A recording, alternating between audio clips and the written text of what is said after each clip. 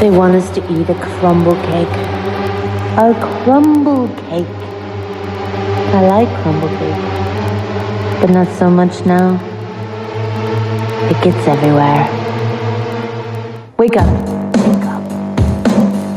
In the night, you can't sleep, can't get it right.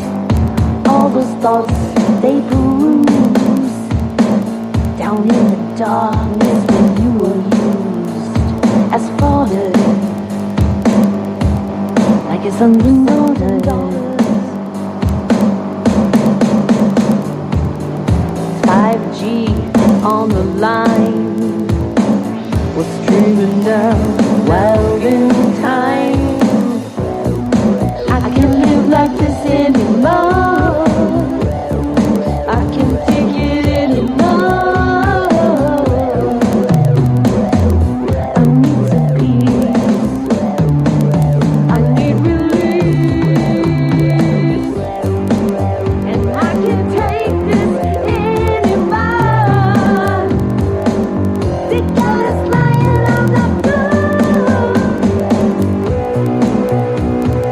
Begging for mercy, begging for mercy.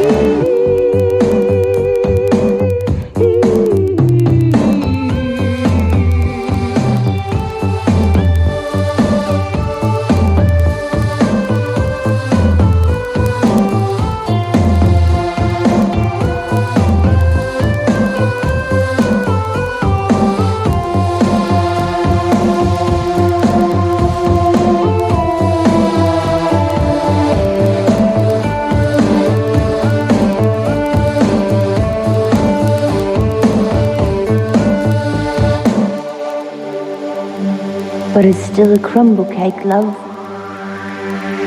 You see that, right? Still a crumble cake. Crumble cake. La la la la la la.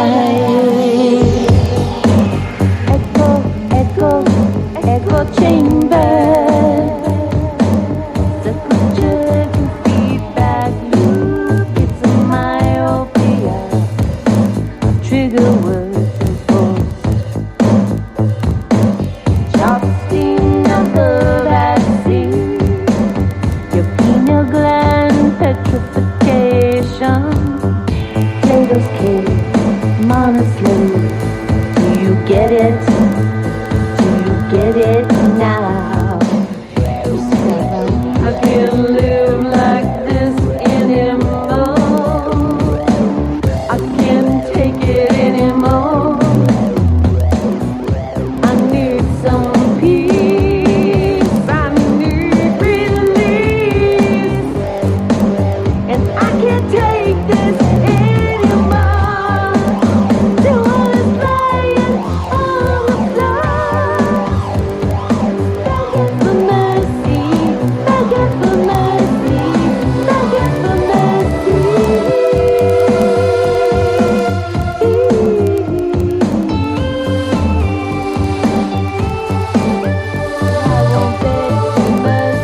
I won't beg for mercy.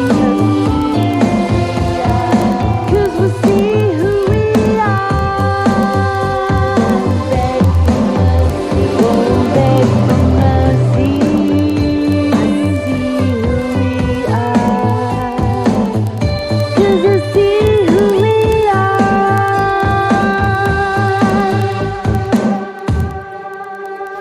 Hi, good morning, everybody. Welcome to the Porthole to Justice. That was Crumble Cake, and it is composed and mixed by Zeph Daniels, and vocals are by Kelly Rowley, and I love that song. Welcome. It is May 26th, 2018, and it is Lunch with Lotus. Okay, hang on, guys. I gotta get her on my... I gotta get her on the show. Okay, stand by.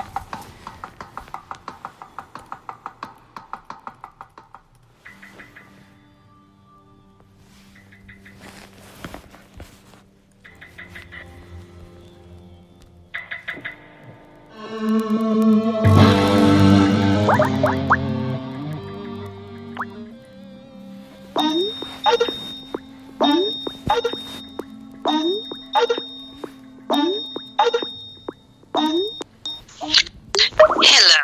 Hi, welcome to the Portal to Justice. Hey, how are you? Let's have some lunch with Lotus. Yeah. Yeah. I love it. Okay, so the title of the show is The Path to Reconstitution. Yes. And it's a good title for it, because I think we're very close. At least all the instruments of law are there to allow this to happen. Let's see if the good men and women who operate as agents within the agencies of our quote state comply with the law and do what the law requires them of, and because the law walks itself. The law is the law. When law, whether it's the natural law of our divine creator that was brought forth and affirmed in our de jure Constitution and the de jure instruments that founded our great Republic of America, or it be the law of statutes that men and women in their states of men put forth for the purported benefit of the perpetuation and protection and the safety and welfare of the people. They walk themselves when they're put forth. And people, regardless of whether you're an agent of the state or just a man, a woman of flesh and blood, child of God, you are bound by both of those. All men in instruments of state are bound by the high law and the states of men, law, statutes. People who aren't agents of state are bound by the high law and are not compelled against their will to be made subjects of the states of men in what they create in the states of men. That is founded in our Constitution as a principal guiding maxim of our law, a free, consenting, jural society of free from fiefdom, fee simple men and women, meaning we owe debt to no one upon our inclination. And it's also affirmed in case law. Penhallow v. Doan's Administrators speaks very distinctly of not only the rights of men, as does Hagan versus Levine and Penhallow v. Doan's. These are all three case laws that are very important in the curing of our Constitution and the curing of the law. And these are things that are common sense to people. You can't make a man be party to your machinations of whatever your groups of men say is the law of the state. You can't force statehood or being a citizen of a construct upon other men through force or tyranny or contract against their consent, such as they do with children. You can't do that. Mm-hmm. That's a principle of our law. And so the reason why now, and yet this is the foundations for the Federal Reserve Act. Okay? Mm-hmm. So this imposing a bond slavery upon every man, woman, and child within the Federal Reserve Act is the implied trust of the Federal Reserve Act. It's supposed to be there to, as they say, it's lawful as an implied trust when they say, hey, we're your trustees, and we're not here to manage the child or the man or the woman. They're supposed to be above the law in their civilly mortis declarations, which is what TONA is. We're saying we're above your law. We follow a higher law, the high law of God. But our estates in commerce need managed. When we made that proclamation that we're above your law, the law of the realm, we surrendered our estates, our flesh and blood allodial estates to management, to trusteeship. We were made to by the law, the feudal law of the time, the prevailing law of the time required this of us. So it's okay to say, hey, in order to manage your lands, which includes the flesh of your body, by the way. Uh-oh. We lost Lotus. Stand by. Oh, while we're waiting to get... Okay. I was just going to make a shout out because I dropped your call. Uh-oh, did I drop you again? No. Oh, okay. You dropped my call. Okay. I want to give a shout out to all the truckers out there and my beautiful friend Chris Odom who drives a truck. You rock. Anyways, I just had to do that really quick. Well, truck drivers, people don't understand that a truck driver is a maritime shipper. Mm-hmm. Okay? That's actually maritime shippers. That's an international grant of law. Those are important people. You need to support their independence, okay, to do their job, free of tyranny. By the way, you don't ever hear of a trucker getting shot for a tail light, do you? No. Oh no, I'm being serious. Funny. I know you're being serious. It's not funny, but I had to laugh because. Because they're officially in commerce, and they're protected by those commercial instruments from being free. You never hear of a cop seizing what's in the back of a truck, do you? No, the feds do that. See, and that's kind of that, but that lends to the obvious fraud of what's happening to the individual man and woman as an instrument of commerce, or holding in their instruments of commerce. So. If they create trusts in our name to manage our lands, that in an implied trust, which we have been even lied to about that existence, that's one thing. But then when you can prove that the whole purpose of them hiding the fact that we're in trusteeship, and the whole purpose of the professions of this pillar of statute is to allow them to operate outside of it and be immune from it. So, and basically say, if you can prove that the Federal Reserve Act and the bankruptcies of the United States were actually constructive frauds to defraud the American people and to be able to eventually one day be able to traffic us again as slaves, as feudal fiefdom objects of commerce for some faraway king that says they own us, that's a constructive fraud, and it voids it. So I would like everyone to know, they're always talking about the revalue of our currencies in the world banking. From my perspective and what I know of banking, which is a whole lot more than even most bankers know, okay, as far as what it really is you can't have a revalue of the Federal Reserve System until you have a claim against it that closes it for the frauds that it is affecting. So either the Federal Reserve System is going to be closed for fraud, or it will be at least audited and preserved as an instrument. Personally, I want to preserve the Federal Reserve System. It is an instrument of surety. It's a protection for the American people and for those 154 nations that joined it from fraud and abuses from international conspiracies within the instruments of banking. They're hoping to crash the Fed system with their frauds. The Fed system isn't the problem. The banks are not the problem. It's the bankers that are the problem. It's the attorneys and the esquires defrauding these instruments out of the problem. So I'm not up for crashing the Fed. I am, however, for auditing the Fed and having it subsidized officially by true wealth, real tangible personal property on a lawful basis. So Lotus, can I interject something or? Yes, ma'am. Okay, so I was talking to a friend of mine in India, and this same sort of targeting and template is being used. And I don't know if a lot of people are familiar, but India is, mostly a caste system. And most societies are that are under British rule or old Babylonian, old colonialism. They are caste systems. Yes, because feudalism is a caste system. Feudalism is caste. So just call it a feudal system because that's what it comes from. It comes from feudal occupation under colonial Britain, which is caste. So let's make that clear. Feudalism is caste system. So they're still under old colonial feudal systems of law is what they're under. So go ahead.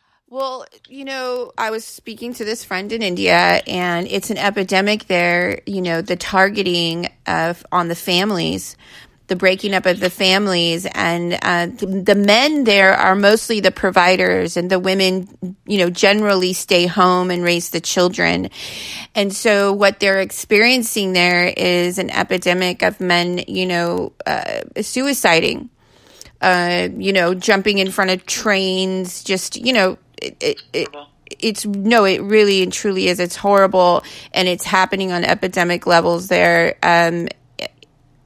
But my point is this, and the reason I brought this up is because there is a financial incentive there. This is a war on the families. If they get the man who they torted to commit suicide, the tort lies. The tort disappears, and then whatever claim he had in trespass, no one's going to pick up. Or if they are, it's going to be an attorney for the estate to pick up to make his claims go away, and the state never pays for its crimes against him. They want you to live in despair. They want you to give up. They want to bankrupt you. Bankruptcy is their jurisdiction in their mind, because we're deemed morally vacant people. We are deemed spiritually bankrupt as heretics because we won't follow the Pope, who wants to tell us when we can and cannot have access to the Jubilee Trust that my advocate in Jesus Christ. That's his inheritance. People don't understand that the Jubilee Trust was created when Jesus averred that Pope, which became the Pope, the Rome and the Pharisees were not his kings. He said, I belong to a kingdom greater than yours, which means he said to Rome and the Pharisees, you guys are bound by a higher law that you're not following. That's basically what he's saying. He says, I live in the high law. It's a civilly mortis declaration.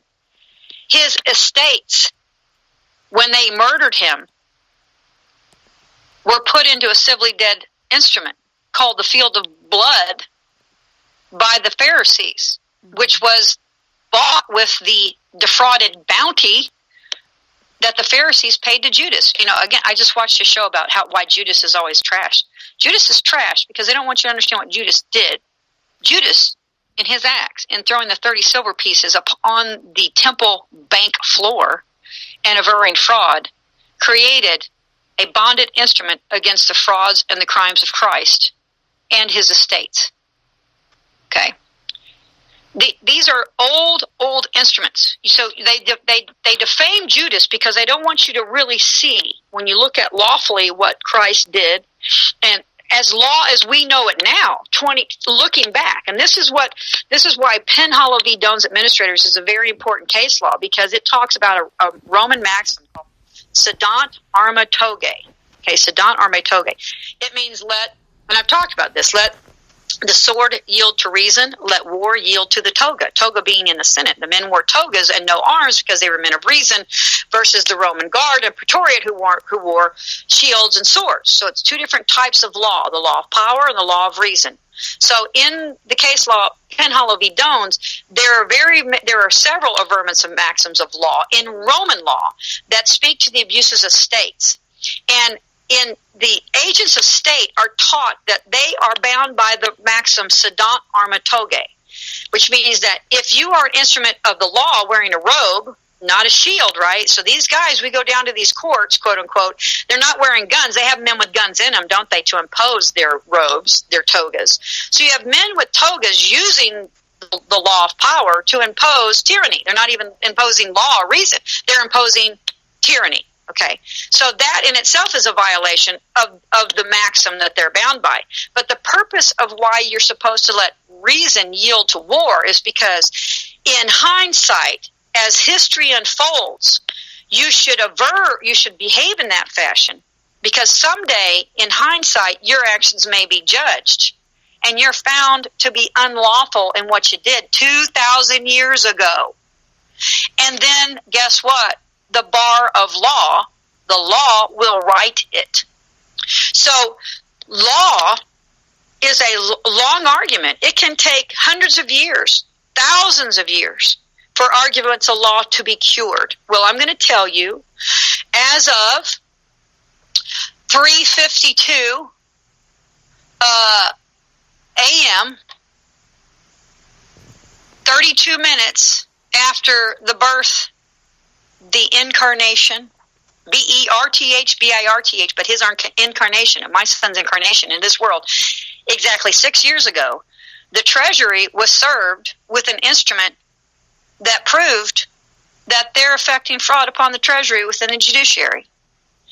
And there's a Title 18.8, I believe, and some Title 28 requirements that require the Treasury at that notice to investigate the frauds we aver. So people don't understand. These courts are bound by the laws of commerce and international bonds. So the best course is to walk the law. Walk the law. Lotus, you keep cutting out. You keep cutting out. Someone called me. So if anyone's calling me while I'm on the stop, because every time you call me, if you're listening to me and you're a friend of mine, stop calling. Okay, because every time you call me, it interrupts our conversation because I'm on my phone. So, and I don't know how to turn that off. It won't let me turn off, phone calls. Yeah. So I want to talk about walking the law, because this is a great subject. Right. Yeah, the law walks itself. The law is the law. And like we talked about, and I love that, like, Judge Janine is now, I think I watched something with her. She's like, Jeff Sessions is violating the law. He needs removed. Okay. Jeff Sessions' opinion as to when the law is to be enforced is moot and irrelevant, and it is immaterial to the law, to the obligations of the law. The law is the law. He is hired to follow that law under the mandates of his position.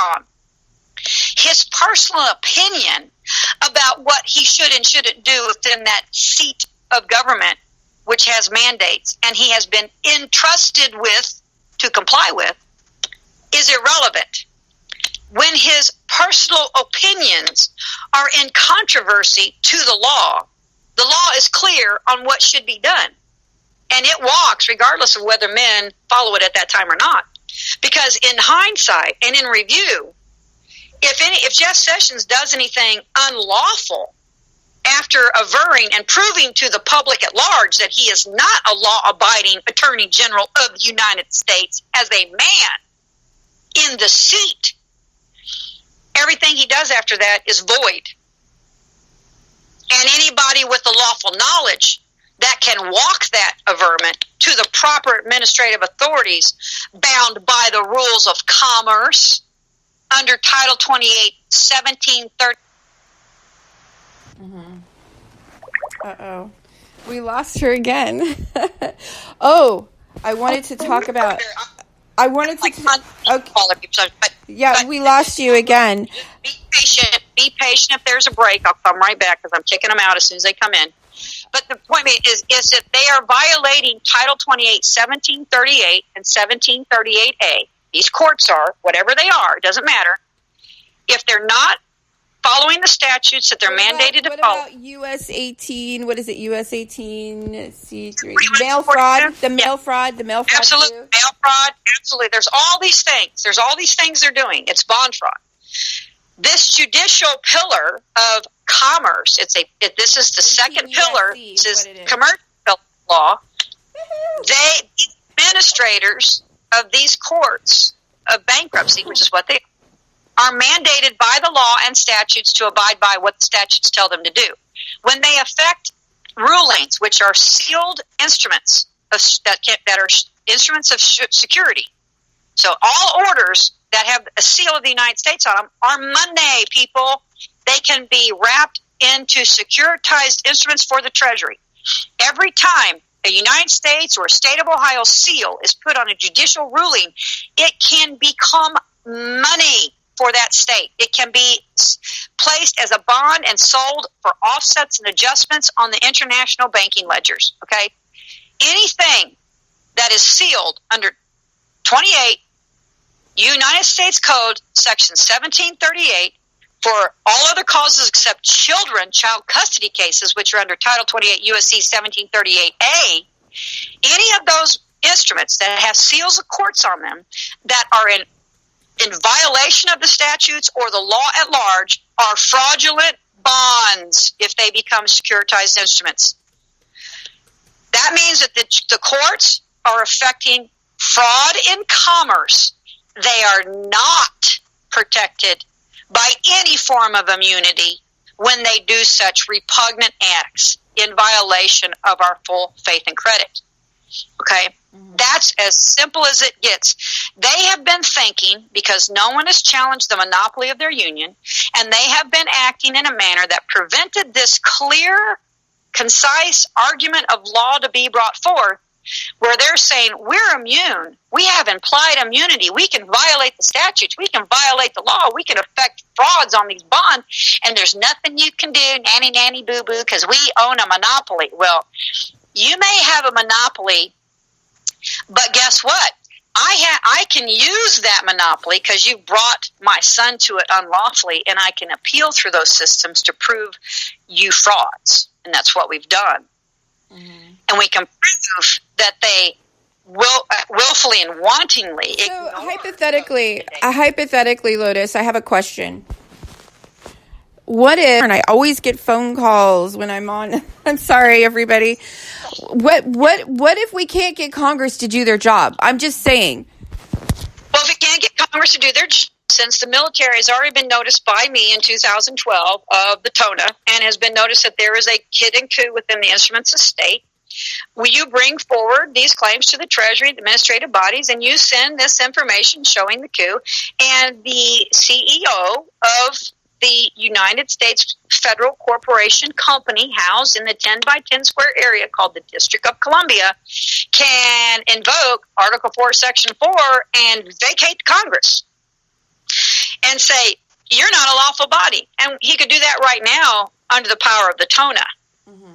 So this is a hammer to their fraud, because again, there's two types. Before our Constitution was founded, the only way to cast yourself aside and to get rid of unlawful governments was by armed rebellion. We set up a system of government that the government could by instruments of commerce, which has always been where the coup has laid. It's that in World War I and World War II. We know that we had large multi-corporations facilitating the war so they could sell gas to both Germany and the United States. IBM was helping the Nazis create the computer programs or the accounting programs that helped them monetize the people they were putting into work camps. You had multinational corporations that were founded in the United States, facilitating and assisting and getting paid by Germany in their war effort. It's always been about money. So the coup, instruments that have always brought the malfeasance of man to our instruments of government were founded in people operating in commerce for their own private lucre and gain and defrauding instruments of trust of the people. The king doing what he wanted to do because he could. In our government, we said, hey, the people shouldn't have to pick up arms to set aside or to correct the course of human events. Remember, think about this. Instead, there should be checks and balances, divisions of power that hold the different branches of the government, the four pillars. We have four pillars of our government. We have an executive branch, a legislative branch, a judicial branch, and the people, the fourth branch. They bring the law. So the fourth branch created the other three, but we're the last in the number. We made the other three. But let's just remind you, we're the fourth and the first. We're the alpha and the omega. Okay? So within our instruments of state, we brought forth methodologies, systems of administrative law in banking through the second pillar that the attorneys have created and brought forth as barristers of trusts in commerce, in repository trust law, that when governments are cooed by foreign instruments that abuse the instruments of trust in banking, we don't have to have a war to fix it. It's called the law. And you go in there and you do what I do every day in my businesses. You clean, repair, and you replace. Because the government instruments are not the problem. And people are starting to understand that. The banks aren't the problem. It's the CEOs and CFOs and the attorneys, as attorneys most of the time, who are affecting fraud. The curing of the reconstitution of the de jure high pillar of law and the de facto pillar of law of the private commerce. That's the public commerce laws. The state, as the state in its acts of commerce, is their pillar. The de jure pillar is the man and woman and child in their contract with God, within their family units, and within their community. Their pillar is about the acts of commerce that those instruments affect with all others of the same kinds of origins. Their pillar has brought itself into the law, okay? And it's mandated by that. So we have cured both types of commerce and intercourse between men and women, both private and public. And we've put the states, just like the churches, we put the churches into 501c3s and we brought them into the law in some of their activities because they waived their foreign state immunities by operating in commerce under the UCC. Well, guess what? The state of Oklahoma, the state of Florida, the state of California are all commercial instruments who have agreed by contract with the United States Corporation Company in Title IV and all the titled grant programs, guess what? They waived their foreign state status just like those churches did. They're not immune. They're not immune from seizure. They're not immune from the POTUS, from going in and seizing the entirety of the state of Ohio instrument, going through it and removing criminality, bringing lawful people into those positions, and maintaining the safety of the people, regardless of the frauds being effected from within the instrument. We're at war. We're at war with a global network that wants to base our economy on the flesh trade. And we're at war. Hold on. We didn't realize that we were founded in it, and we know, and our law says that's a repugnance, and we didn't know that that's where they were founding it. They'd hidden it from us in order to perpetuate it, and now that we can prove it and know it, the bar must flip, and things shall change. The law shall walk itself. And if they don't walk the law after it's brought to them by lawful, and a lot of people, you may disagree with Trump, you may not agree with all of his policies, but this is ground zero. This is the war, and he is the only president that's ever attempted to tackle this massive issue that's a global, nationwide issue, and it's within our own systems of state. Right. Well, there's Andrew Jackson. Andrew Jackson was kind of a schmuck too, but he took up. That just goes to show you. You have Andrew Jackson was taking on the international banking conspiracy. He didn't know about the TONA. That was hidden from him. I'm sure if he knew it, he didn't know how to get around it. Or what people saying is we were making an argument in law, as I said in the beginning. Jesus established an argument in law that has taken us 218 years to cure because the law had not evolved to show that what he was saying was true. The law has evolved now to prove that his averments allowed him to be as he was and to travel unmolested, to heal people, to work on whatever day he wanted, regardless of what the averments of other people were, it being a Sabbath or whatever day, a holiday. He had the right to heal people for his Creator on whatever day he wanted, and they need to leave him unmolested and not take him and not take his property, not kill him, not bring him and beat him, not represent him with a crown of thorns and a purple sash, mocking his inherent sovereignty to be free of such tyrannies and oppressions of men of states. Argument was made 2,000 years ago when there was nothing in the law that supported what he said. And yet the followers of Christ created an instrument of natural law in the de jure constitution of our government that was founded on the principles of 12 men, 12 apostles, and 24 elders, and all these things, witness of two, and shackling, and all this other stuff. Founded a government upon the natural law, the divine law of the Creator, and have established and cured administrative particularities and statutes that guide men to follow the natural divine law in all that we do in commerce. Mm-hmm. And in doing so, have proven the argument and the trust of Christ. So we, in bringing the fourth crown that I found laying around and had to follow his path in its modern era, be sent to prison unlawfully and walk amongst the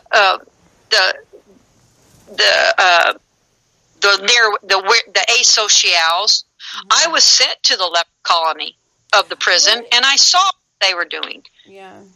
Lotus. We have a lot of new listeners, and they don't necessarily know about your background. That you're an oath ministerial officer of the courts. Of the Republic. Yes. Yes. I took a personal oath, and I wrote it down, and I had it notarized by two witnesses, and then I had it notarized by a man who professes to hold the instrument from the Treasury, the Secretary of State, to be an oath minister of the last true de jure common law grand jury.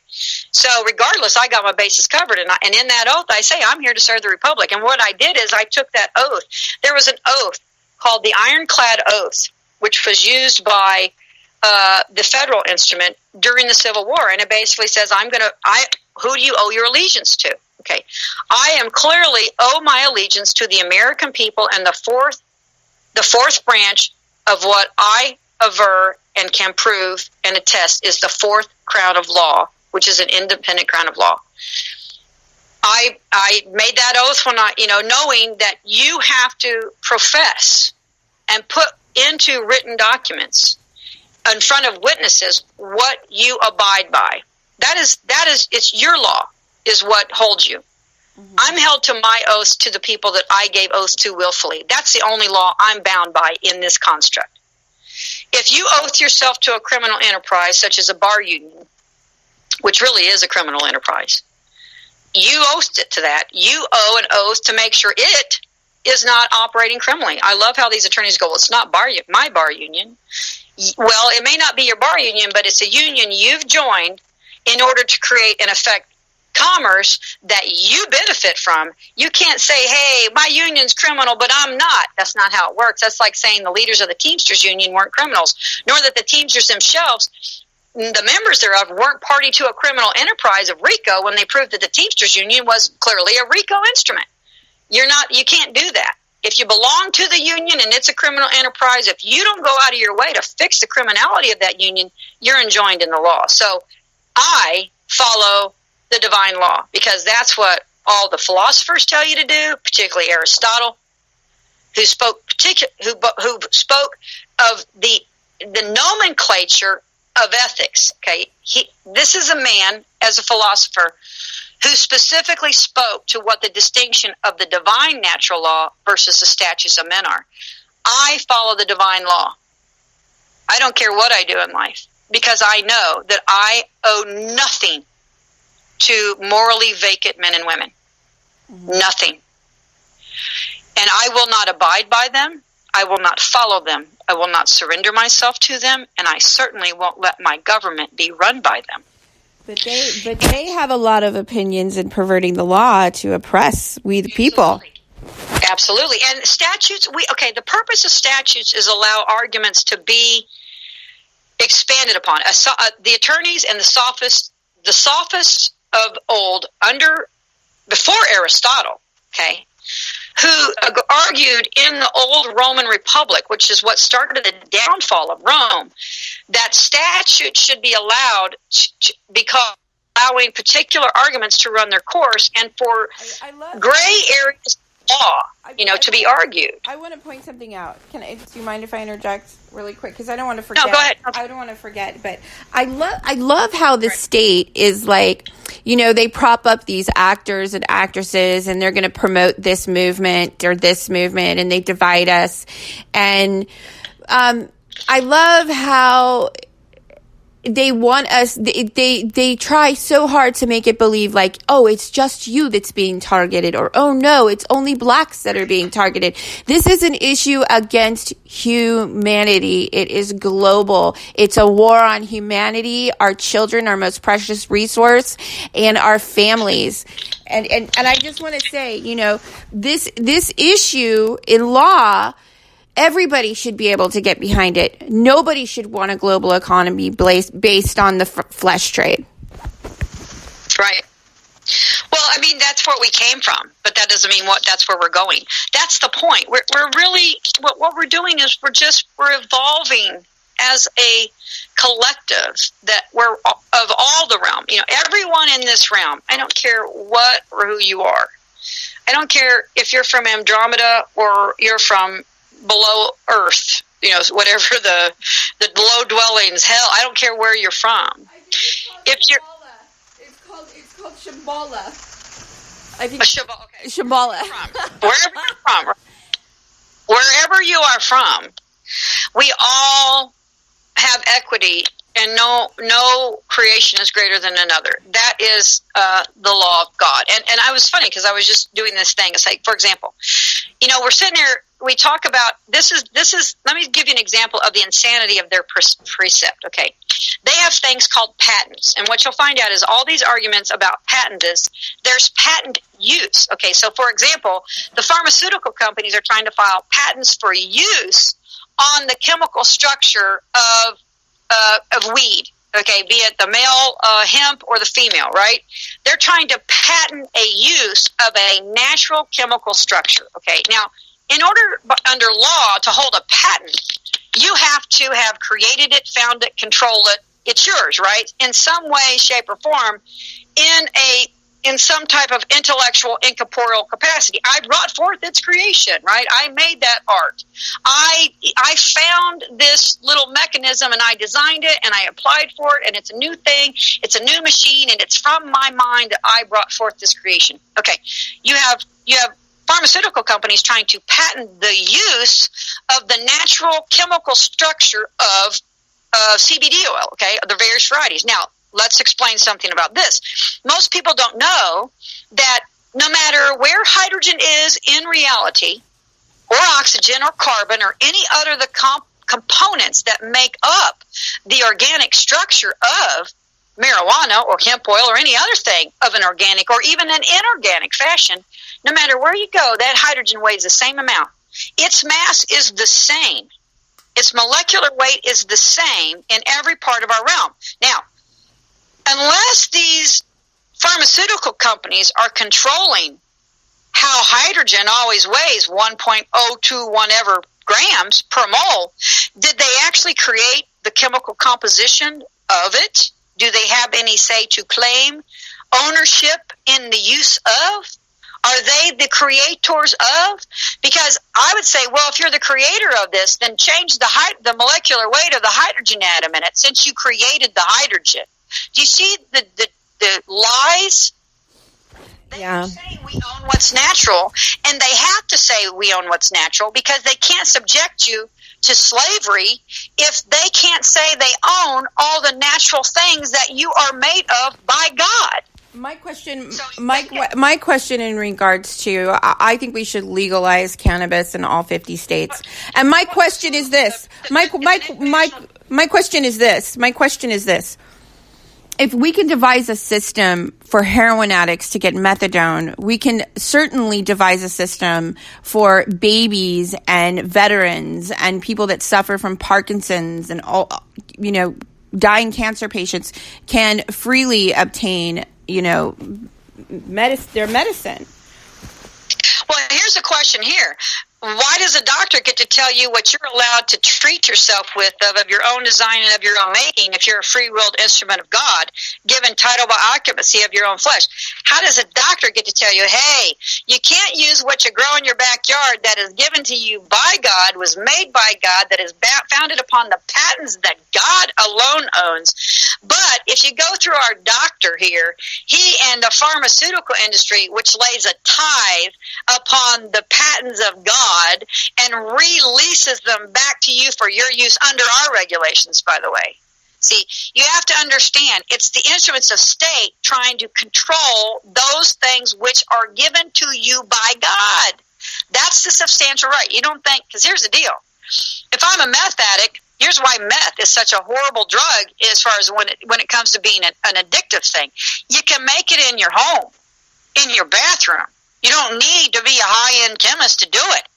But they want you to use the pharmaceutical grade methamphetamine called Adderall in its purest sense and use it through their very prettified drug dealers called doctors with titles of nobility, where you have to pay them to redeliver that which you can make in your own bathroom and use of your own free-willed adult accord, right?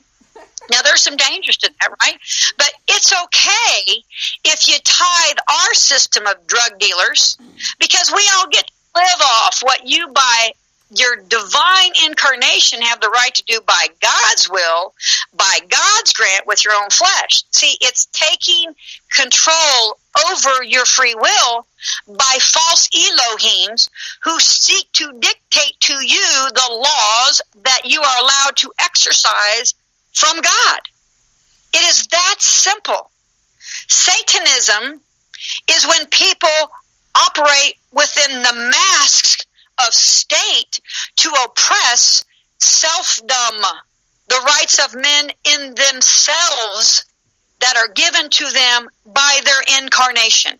Now, if men are divine in their incarnation, which is the principle of our law, Okay, we are born divine.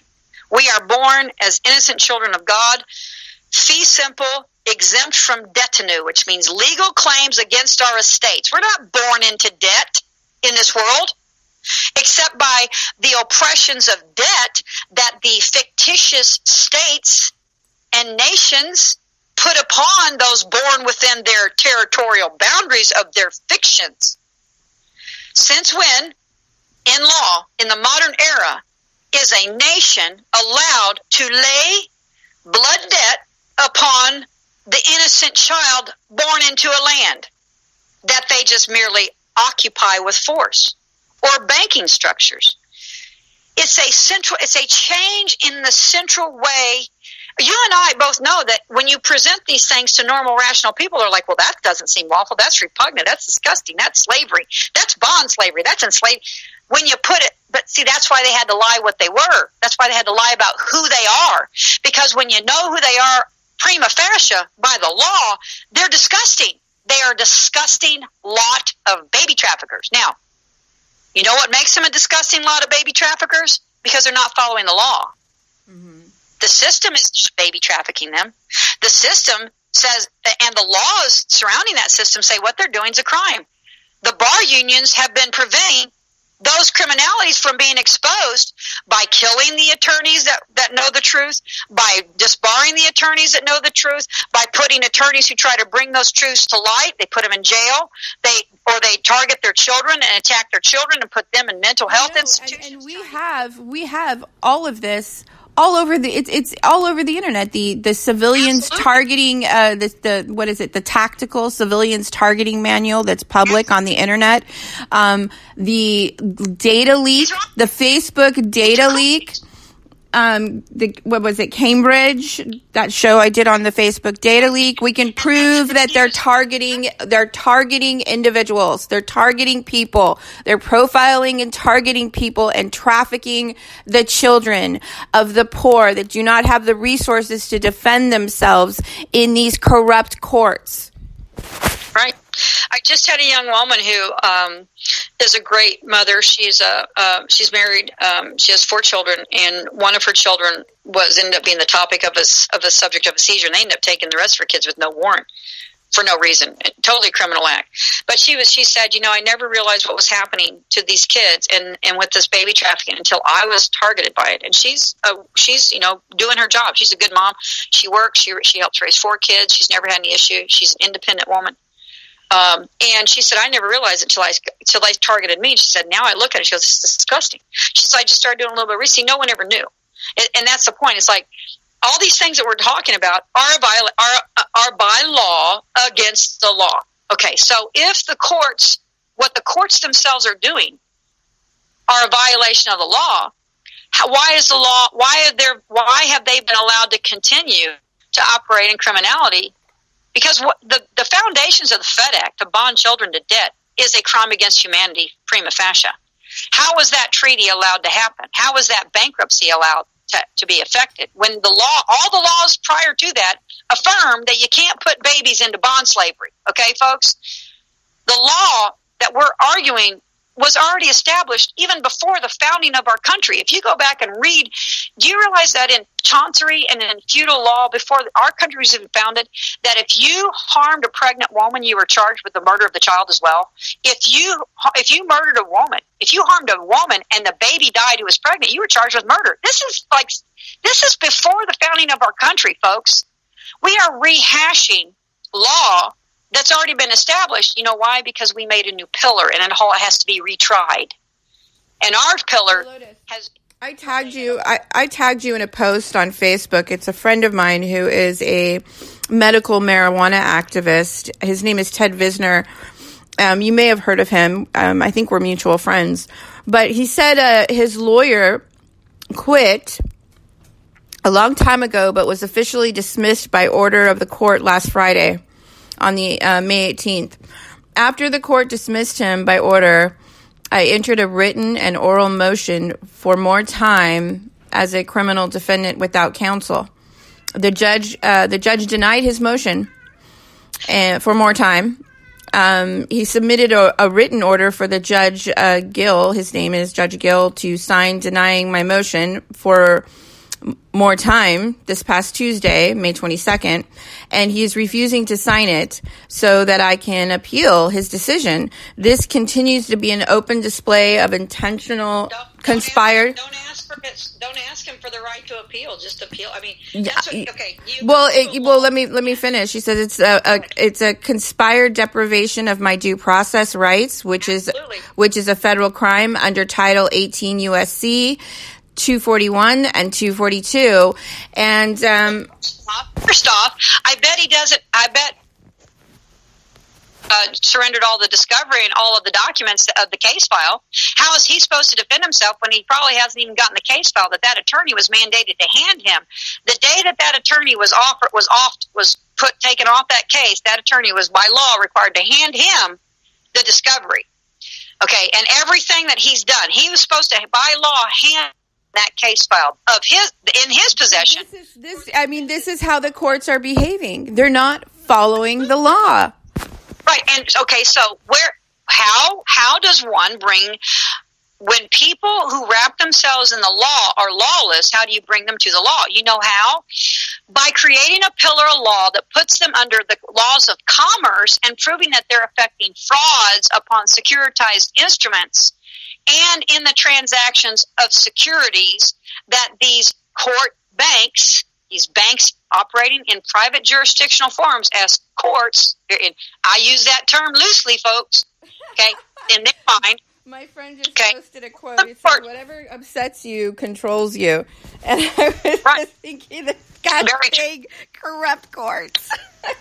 Absolutely. So they call them courts when they're really just bankruptcy. They're private jurisdictional bankruptcy clearinghouses that are operating under the de facto fraudulent Bankruptcy Act of 1898, where they overwrote unlawfully and tried to obfuscate and undermine the Judicial Act of 1789 and the grant of law de jure therein as to where jurisdictions in law lie. They tried to hide the fact that they have disappeared the courts of law that we would go to settle these incursions of admiralty law upon the land, the district courts of the United States, which are not United States district courts, okay? Those are two different instruments. One's de jure, one's a corporation that was brought forth in fraud and coup by the attorneys. That's in the Fed regs under Federal Rules of Civil and Criminal Procedure that they disclose that the United States district courts are not the district courts of the United States. So they got rid of the courts where we would, as citizens, like Big C citizens, which is a sovereign title, Big C, not these little C slave citizens, where we, as republic citizens, as sovereigns, each of us in a republic fashion, if we were being defrauded by our government for unlawful maritime liens brought forth in admiralty suits by these corporate estates in trusteeship, the states of X, if they're defrauding us, we were supposed to go to the district courts. That's where you take these cases.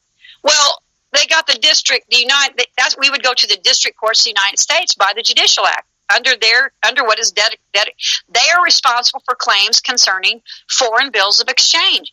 Your Sesticate Trust and your Social Security birth certificate, your Social Security number, and your birth certificate, and your certificate of live birth are all foreign bills of exchange. They are instruments of security, of commerce that are established for you by foreign instruments. They are foreign notes. Okay, if you have fraudulent claims against foreign notes, according to the Judicial Act of 1789, you go to the district courts of the United States. They don't exist anymore, folks. They did away with them in the Bankruptcy Act of 1898 to prevent you from bringing a claim against their crimes. They now call them the United States District Courts, who like to say, oh, the states are immune under the Rucker-Feldman Doctrine. They can't be tried or sued or attached for crimes against the statutes. Wrong. You know why they're not immune? They waived their foreign sovereign immunity and their foreign state status, because all states are foreign to each other, as all states are foreign to the man, as the states are foreign to the federal instrument. We are all foreign by our governments. We are declared foreign from each other with individual unalienable rights, each to ourselves, and the privileges and immunities in commerce of fictions of things. Okay? So they, as a thing, are in contract under the laws of the United States. So if the thing that creates the seat of the government that a man occupies is bound by the laws of the United States, so are the men and women in them. So no, states are not immune from claims in equity or suits at common law. And that's what's been hidden from the American people by coup, obfuscation, lies, and constructive fraud.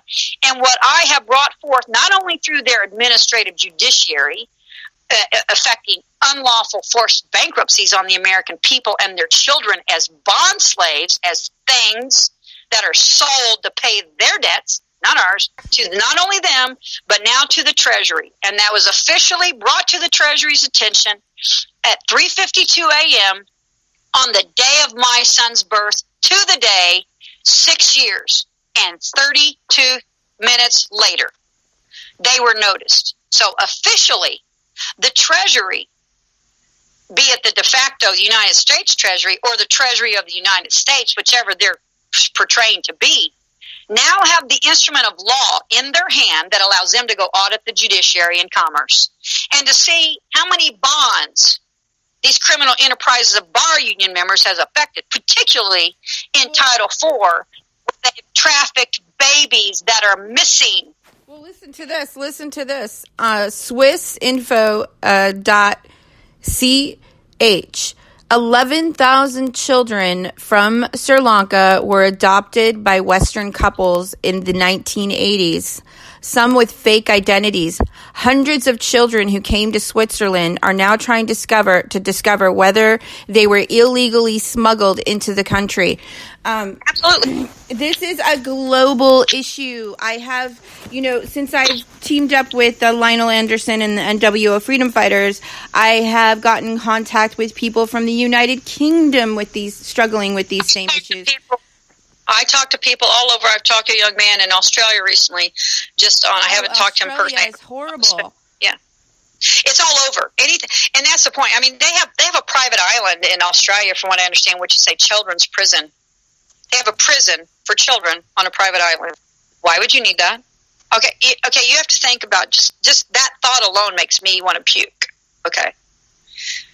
The fact that the land of my cousin, Queen Victoria, okay, has established, have established prisons where they put children that is off the continent, much like Guantanamo Bay is for the United States, right? So they basically have a Guantanamo Bay for babies and children in Australia. That's disgusting. Okay, what are they doing to the kids there?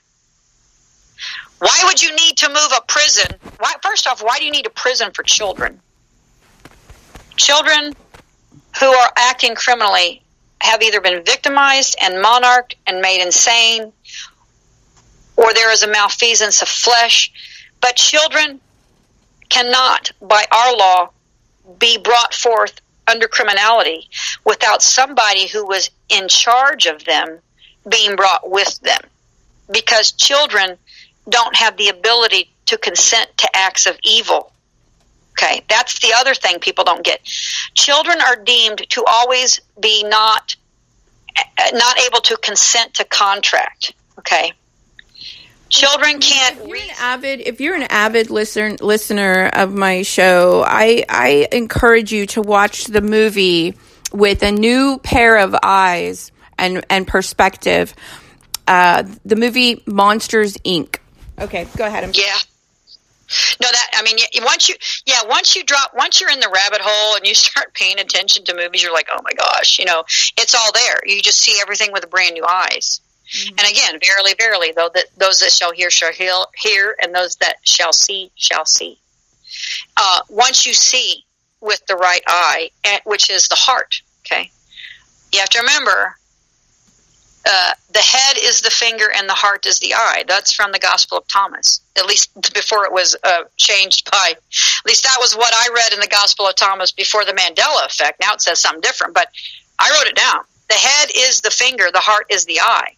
So when you start to see with your heart, the eye of your heart, which is our temple, that's our temple. We are the Gentiles, given the court without temples, meaning buildings outside of self. Our temple is our flesh. We carry our court in our heart. You know, where the 7 swords of the Sacred Mother carries her court from the 7 sins against her son, which I ponder is why the 7 seals must be broke. Each seal is in reference to a sword, the crimes against our children. So your heart is where your temple lies, not in fake buildings or in fake robes of the Pharisees and Romans and Baal worshipers and Satan worshipers, okay, and Saturnia worshipers. So the head is the finger. When you start to see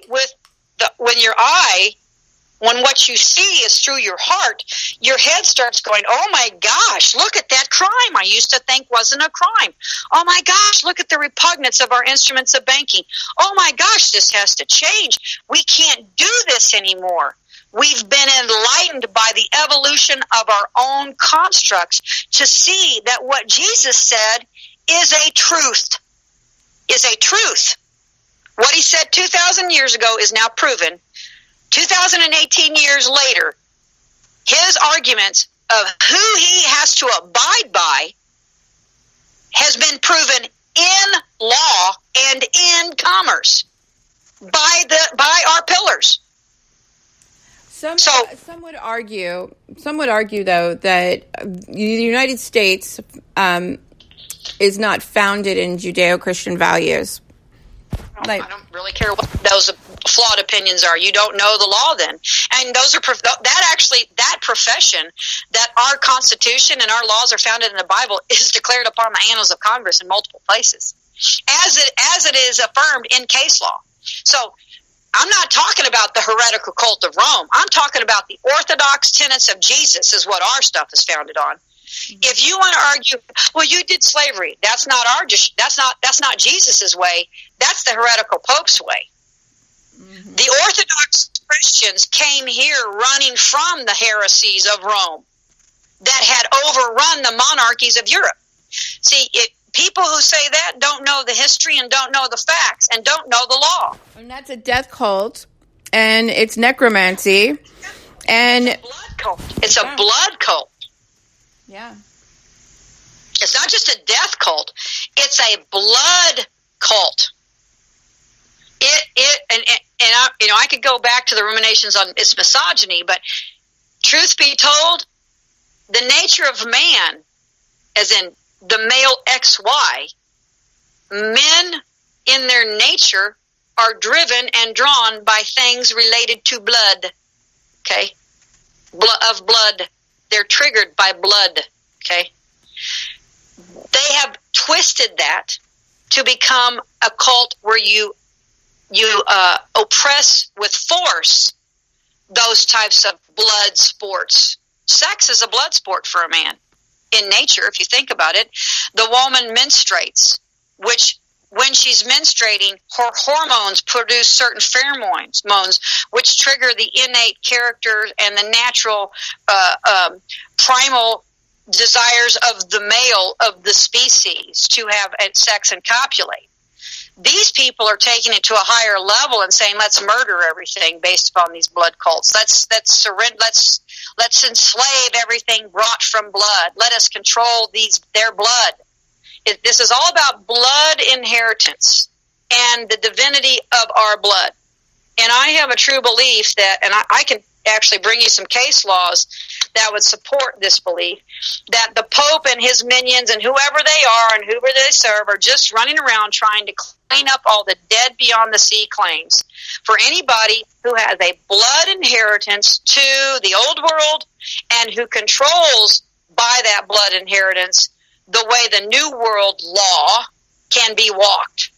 Okay, when I say I'm the keeper of the crown, okay, I've put some writ out there that people are starting to create forms of, and I tell them, be very careful what you say and what you do with this. You can't use it for your personal lucre and gain. That's one thing you can't do because that's my proprietary information. And if you try to make commercial commodity of my corporeal hereditaments, I will shut you down because I have conveyed what my corporeal hereditaments bring to the Republic for its purposes and its use, its posterity. By law, I have created a trust. But I have noticed the Pope of this trust. So you don't get to use what I bring forth in my mentality and my incorporeal rudiments and my creativity in writ and use it for your benefit and gain. You can use it, if you want to take my stuff, and use it in defense of self in the fourth crown for tyrannies and oppressions and despotism. But I promise you, if I see you using any of my words, my writ for personal lucre and gain and trying to sell it and commoditize it, I will shut you down heavy, because that's not what it's for. But if you're going to use my writs and make templates of it, someone used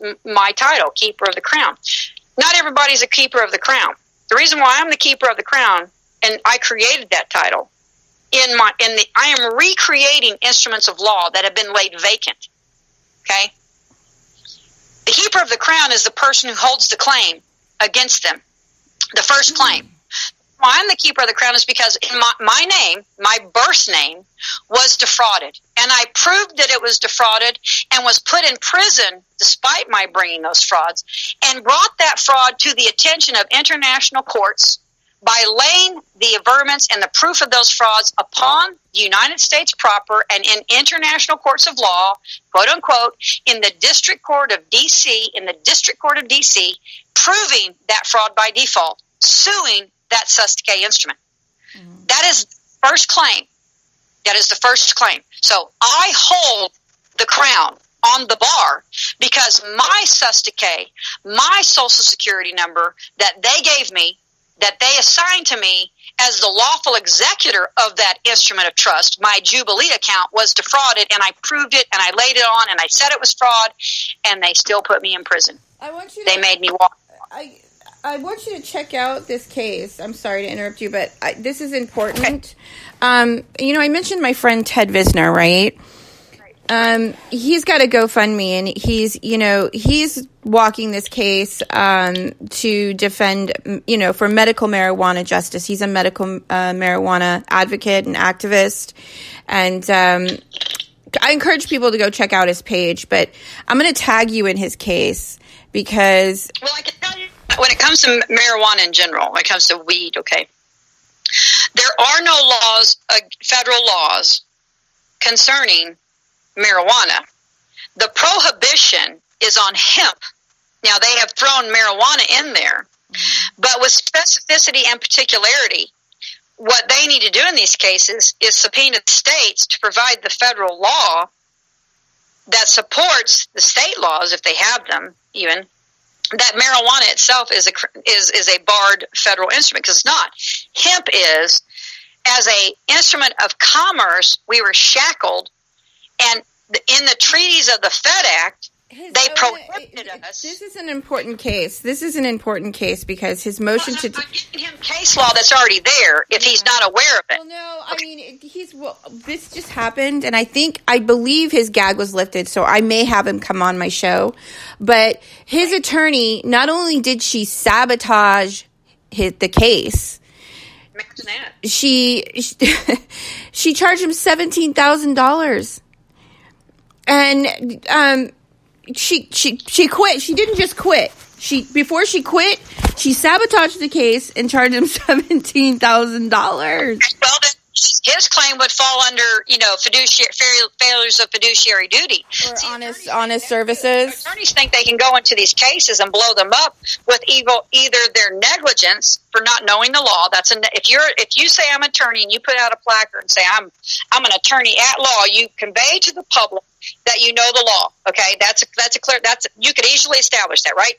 If then as an attorney you do something that is a fraudulent act against my sus decay, my trust account, or you do something willfully in conspiracy to undermine my claims or my frauds I'm bringing forth against that by state agents, that's a failure of a fiduciary duty of an instrument of trust in the trusteeship of their unions, who are appointed by international bankruptcy corporations and companies and banks to be arbiters and operate as trustees of our estate. So, I want to say this is somebody that is an activist for medical marijuana for children that are very sick. Yeah. Well, yeah. for him. That's a worthy cause, because whatever they deny our children, they deny us. You have to understand, whatever you do to the child, you do to the parent, you do to the adults. It's been proven that marijuana prevents seizures. Especially when you've been polluted with all these immunizations, which are merely poisons, to try to reprogram your DNA and actually put your body into mitochondrial. They basically crash your immune system and kill all your mitochondria. What you're seeing in most of these kids are mitochondrial disorders, where they don't even have the energy to function within the cells. So their body is barely functioning on an electrolytic level, in an ATP and ADP level, because they've been polluted with poisons that are man-made to do exactly what they're doing. And what hemp oil does is it remediates those free radicals and impurities and helps the body restore its natural balance. So back to the aspect of this, though, he's been defrauded by the attorney, because she had a fiduciary duty not to blow up his charge, his case. She has undermined his case by her acts, and she did it under contract. Now, where do you know in the world where you could pay someone $17,000 or $5,000 or whatever in private contract, and they could go about and effect fraud against you, and they don't have to pay for the crime? Well, only in the bar unions of the American Bar Union Esquires, bar union attorneys. Because when you go to sue that guy, when he goes to sue that woman who violated the law and failed in her fiduciary duty and committed constructive fraud against him in contract, the other bar union members, as judges, as arbiters of the law that are supposed to protect him from such frauds, are siding with their bar union members to perpetuate and prevent those claims from being brought forth against members of the union, because if one follows through, the whole bar union falls as a RICO act. See, that's the whole point of the paradox of their frauds. They're protecting themselves from the very laws that they have subjected themselves to. Not only they wrote them. These attorneys wrote these statutes, folks, and they won't abide by them. They wrote them, really, and they wrote them for themselves. Those aren't statutes. Don't apply to the living man. Statutes apply to instruments that were created by them, called ens legis instruments, the seat of an administrative judge, the seat of the clerk of court, the seat of the attorney general, which is a statutory instrument, the seat of a de facto governor, which he can hold both the de jure and the de facto, okay, the head of things, the heads of states, the POTUS, okay, the sheriff, that's the highest ministerial officer in the county, the governor is a ministerial officer of the de jure de facto states, the president is the highest ministerial officer of the United States Corporation and the States of America United in de jure. These are positions of trust. When men and women in positions of trust, when we say in God we trust, we meant it. We put our estates in a trust, a lawful, legal trust. They are set aside estates, real material estates of flesh and land, called the territory of Ohio. The territory of Ohio is the land, Ohio. The state of Ohio is a corporate fictional overlay of commerce regulated by the UCC, the Bankruptcy Code, international banking laws, and the pillar of law de jure, the Constitution for the United States of America, and the de facto Constitution of the corporate United States. These are layers of trust. We put our flesh given to us by God into a trust. I encourage everybody to check out Ted Visner's GoFundMe, and a win for him is a win for everybody in this war. In his case, he has a claim against that attorney, but what do I tell you? Attorneys are there to prevent. I just made a post on Facebook. I said, look, attorneys are there merely as agents of the state to prevent claims against the crimes of the state. They're there to make sure that the crimes that the state affect upon the people in its commercial fashion as a fascist instrument. It is 100% a fascist instrument of commerce when it's monopolized, especially by criminals, okay, which they are. So bar union members are there. Not all of them. Some of them go into the law to fix the law and say, I'm going to protect people with the law. Well, what they find out that their job and central purpose is as an esquire, as a bar union member with a title of nobility and a torner at law, is their job is to make sure that the state can operate whatever fashion it wants to, even in commerce, and aver that it's immune from its criminal acts. That is their purpose. So the fact that his attorney potentially blew up his case and undermined his claim willfully does not surprise me. She did her job for her union. That's her primary master. She may say, even if and I tell people, you pay an attorney $20,000, they don't care. Their union card is what they wipe you out coming out the gate. You know, that's the court's. So that's the whole angle. I'm not surprised by that fact. The first thing you want to ask your attorney before you hire them is, will they provide you with audio? Right. Well, again, what he needs to do in his case is he needs to appeal that order, because the denial of due process, I guarantee you, he needs to put in writing a demand for her to turn over everything in her hands related to his case. And if she won't do it, he needs to name her in the appeal as a co-conspirator who has defrauded his case as a bar union member. She's committed a crime. She's enjoined herself to the cause of action. So he contracted her to defend him in his frauds in his case, and instead she took money, defrauded him, and undermined his case. That's called constructive fraud, and it's a crime prima facie. If she did it because she had an oath to the bar union, that's a conspiracy against substantial rights, probably between every bar union member that was in that room every time they, quote, had a hearing in their, quote, courts, okay? So that's the RICO, folks. That is the inherent... Johnny Cochran, was it Johnny Cochran in the O.J. Simpson case? Didn't he go to jail because he was requesting the audios every day? Absolutely, and he could probably prove that they were lying about that. I'm not saying that. I'm not in any way saying that O.J. Simpson was innocent, because in my opinion he wasn't. But I understood his arguments there. So you had an attorney, okay?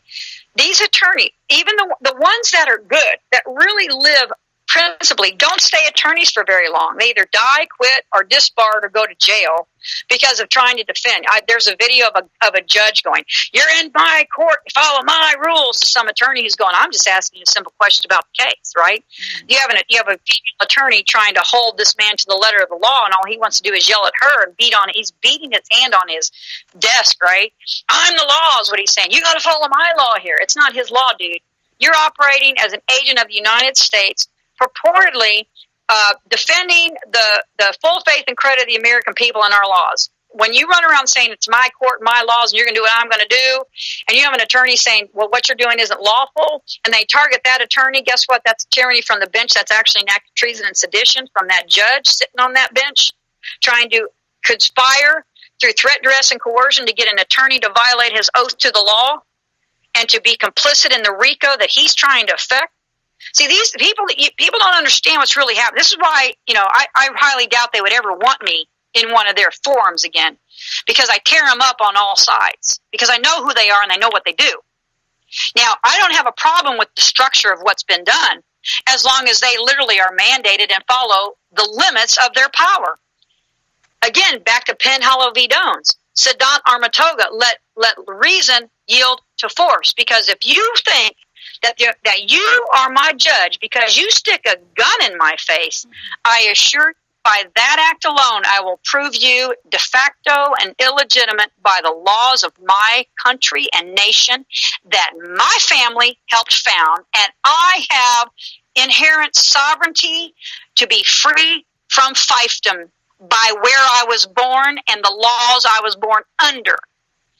I don't care what international bankers oppress upon me by fraudulent acts of bankruptcy. Okay? And that's the law. The law shall walk.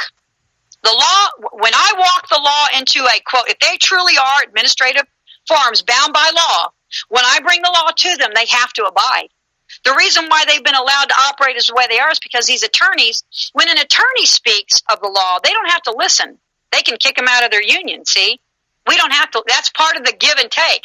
You join our union, you agreed to abide by what that guy in that magi black uniform said you must do. So when you go against your little magi union bosses, You can be kicked out of the union. You actually surrender your right. They can put you in jail. They could kill you, dude. They could kill you if they wanted to.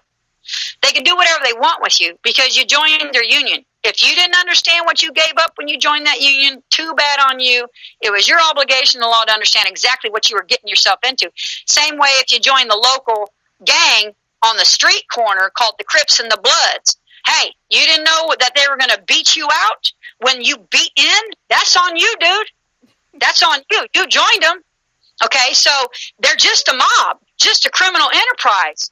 And if you don't comply with their union rules, they can do whatever they want to you. Well, guess what? When I come into their administrative forms, which actually are instruments of commerce, even in de facto, that are internationally bound by the law of commerce under UCC, and I, as a non-union member, bring the law, they have to listen to me. Yeah. Amen. They have to listen to me. Amen. Okay? I love it. They can't ignore me.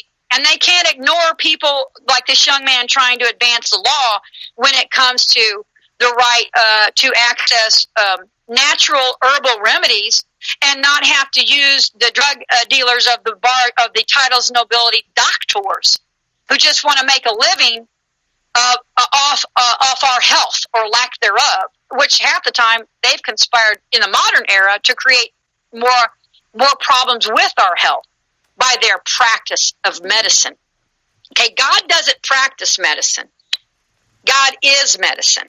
Okay, only men practice at what God does and try to tell other men, I'm the law because I practice something in the emulation of God. Mm-hmm.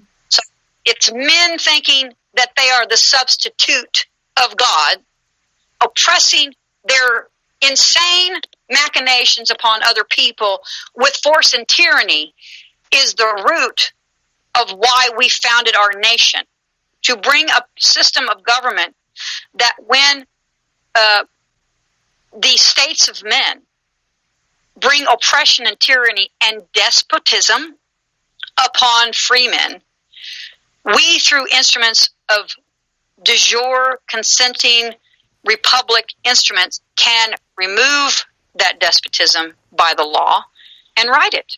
We can remove the malfeasance of those who corrupt power because they can. See, we're bringing the fact that they don't get to operate in corruption and not have to pay a price in the law.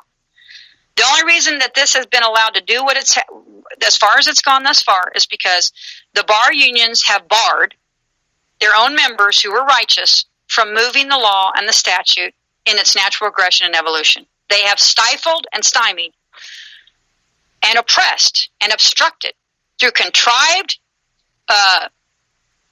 policies of their bar unions to undermine the laws of the United States, to perpetuate human trafficking and to traffic children with for money. Yeah, and that's the whole initiative. That is ground zero. That's what all of us collectively are trying to bring about, the ending of human trafficking by the year 2020 globally. And you can check out, you can participate in our mission. You can go to human2020.com and check it out. It's founded by my friend Govinda. It's really awesome, and it's an awesome movement. Also, you can go to the anti-human trafficking task force page, NWO Freedom Fighters on Facebook, and join the movement. Get involved. Well, because that's if the children are enslaved, then everyone's enslaved. You know, like when I did the speech in Georgia at the Nancy Schaefer Memorial.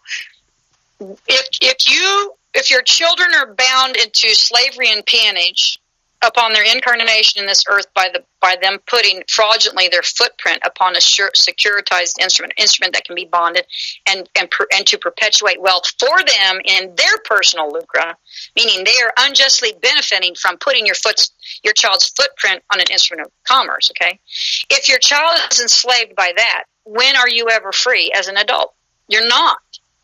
Okay. And so, that's been my argument. People get mad at me and try to say, when I talk about, correcting your status. Okay, I as an adult might if it's even a potentiality, and possibly be able to file a whole bunch of really obscure paperwork here and there, make declarations, and think, okay, I'm free of their bondage. Okay, can a baby do that? No. So is the system working if babies are able to be enslaved from birth, and it only takes an adult of some knowledge base after rediscovering what's happened done to them to avert frauds and make all these corrections that should have never been impressed upon you? If the children can't, if you are not born into this realm, free, fee simple, exempt from detenue, then the world is ruled by slavery, some form or another. If the children of this country or any land, any child born in this realm is not protected from being oppressed into debt slavery by overseeing contrived systems of international racketeering and criminal enterprises which merely support their own states, wars support the nations that make them, okay, through the commerce of it, okay, through conquest. So if a child can't be born, and you remember, in our Constitution, blood debt is prohibited. By our law, the children born to this land cannot be laden with the blood debts of their parents, their grandparents, their founding fathers from 1776, or if they be heirs of blood to a Spanish royalty, a Spanish maritime lending family called Sassoons, like my friend Sassoon was subjected to unlawfully through conspiracy with the feds, and another famous man whose name isn't Sassoon, who's a fiction, where they conspired with this fiction named Sassoon to deprive the real flesh and blood heir of the Sassoon maritime bonds living in this country now to be forced to surrender control of his blood inherited name so they could steal bonds, probably internationally, that laid probably on the records for 1,500 years. It's all about the blood inheritance of the people who, since Christ, have a right to the land by proclamations of not being subjected to the Babylons, to the baby traffickers, to the cult of Baal, to all the people that have been oppressing the people of this realm into positions of servitude and slavery for tens of thousands of years, probably since they cut down the really big trees that are now Devil's Tower and whatever else. We've been doing this a long time, folks, a long time. We're done. We're done with these people. I don't care where you're from. Like I said, I don't care who you are, where you came from. If you are in this realm, you may not do three things. You may not harm other people. That is the law. You may not disturb the public peace, willfully for sure, and you may not disturb the public trust. If you do any of those three things, you shall be brought before a grand jury, and you shall be judged to be whether or not you are a criminal in those acts. Those are three things you can do that will bring you to the fourth crown of law. Well, now the states have done it. People within the states are harming people. They're affecting crimes against the public trust. They're affecting crimes against the public peace. So, we're sitting there talking about, everyone's all up in arms about these people at the border. These liberals are so up in arms about all these people bringing their babies with them, trying to come over the border of southern Texas, right, or whatever the southern borders. And the Department of Justice is separating the children from their parents because they're really trying to smuggle children in. They're trying to smuggle their own children into the country is what they're being charged with. Child trafficking. Okay, so they're taking the babies from these parents, supposedly, and charging them with child trafficking. Because again, as we discussed before, they don't have proof in some of these areas to prove that child is theirs. There's no instruments of trust. There's no securitized instrument with the signature of a doctor or an estate proving this child was born to me. This is my child. Even though they put it in all capital name, the birth certificate is proof that a child belongs and is an heir to the instruments of the marriage, be they common law or in legal, of the mother and father. That child is an heir to what the mother and father does create through their incorporeal herediments during their lives, and they're also heir to what those mother and father were owed by dead beyond the sea claims, by lodial inherent rights to the old world that the Pope is now oppressing. Oh my gosh, I totally forgot. We were going to do Zoom, remember? Yes, we were. I think we should look into that. And there's one more thing I want to bring up, because this is really about walking the law. I want to show an example, because I know we talked about this. A young man, he's not so young, but a man named Bruce Duchette was just sentenced and charged with, found guilty, and sentenced like 38 years in jail or prison like that. Now, I want to make this very clear to people. Bruce Duchette and Teresa, I think call her Bella, of the Marshals were completely miscounseled and misled by a very famous individual or entity called Anna von Ritz. Okay, Anna von Ritz, if Bruce Duchette is guilty of crimes, so is Anna von Ritz, and so is Miss Bella. Because they all misled people to believe, and Anna von Ritz even counseled them that what they were doing was lawful when it wasn't, and got these marshals, these young people who thought that they were operating the law, to do things that were not in compliance with the law. So you have a man named Bruce Duchette who's being thrown to the wolves.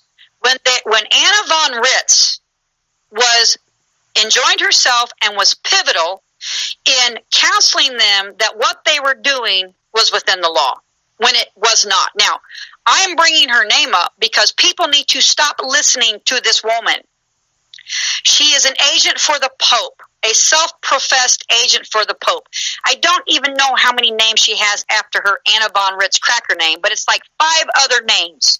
She professes to be a family of old monarchical power, with these things, okay?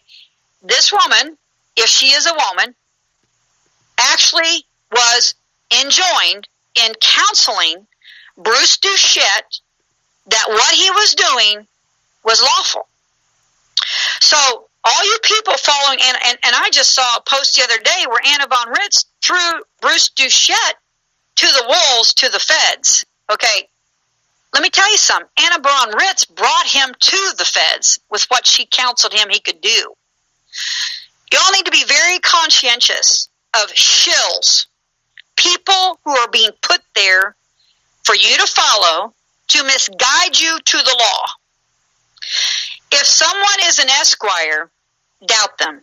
If someone says they're a common law judge who has signed an oath to the Pope, do not believe a word coming out of their mouth, because the Pope and the Vatican and the old monarchies of Europe are the ones that are benefiting personally from everything that they're doing to our children that is not within the law. I repeat that. They are personally benefiting from all that they are not doing in the law. So if Bruce Duchette went to prison, Anna von Ritz needs charged, because she counseled him. Oh, wait. If an attorney counsels someone to commit a crime, they're not liable, are they? Yeah, that's what they'd like to avert. If someone conspires with you and lends you to believe that what you're doing is lawful, and it's not, why is one person culpable of a felony and not the other? Anna von Ritz needs charged. She needs investigated in that conspiracy. She needs investigated for what she said to those people and how she counseled them.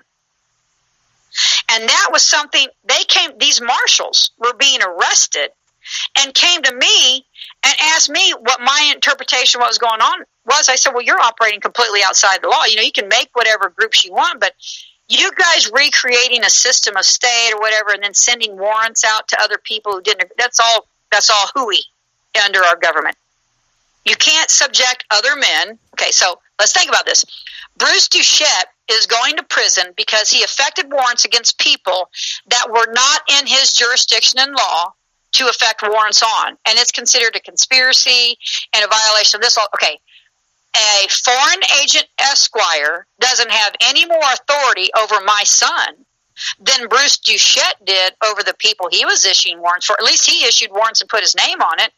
I got a clerk in the 7th that sealed an instrument that has no name and no signature on it that dismisses my son's case. At least Bruce Duchette was prideful. At least he had an argument to back his acts.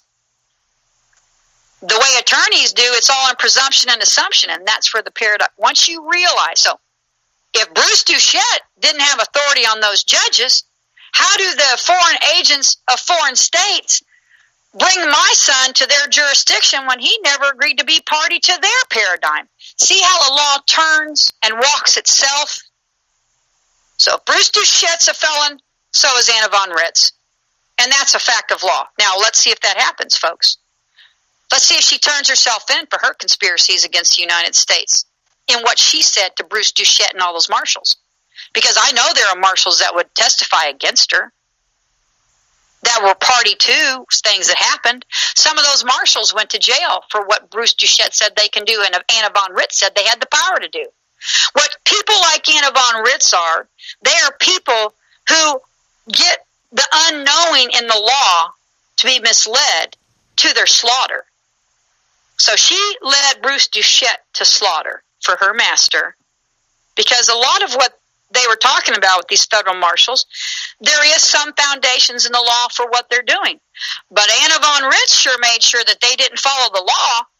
She made sure that they went out of their way with what she counseled them to do. Mm-hmm. So people need to be very conscientious.